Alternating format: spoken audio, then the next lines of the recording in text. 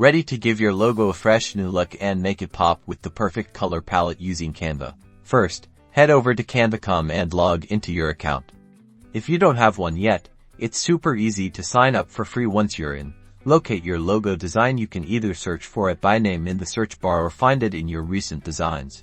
Great, now that your logo is open, click on the element of the logo you want to recolor. This could be a shape, a text box, or even an icon. You'll see a color palette option appear in the toolbar at the top left of your screen.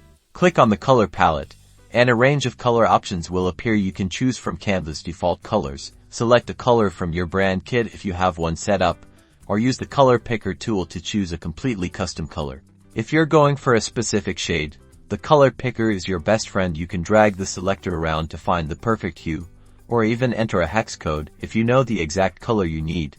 Repeat this process for each element of your logo you want to recolor. Feel free to experiment with different combinations until you find a color scheme that you absolutely love. Once you're happy with your new logo colors, click the download button in the top right corner, choose your preferred file format like PNG or JPG, and download your refreshed logo. Now you're all set to use your customized logo across all your branding materials. Easy peasy.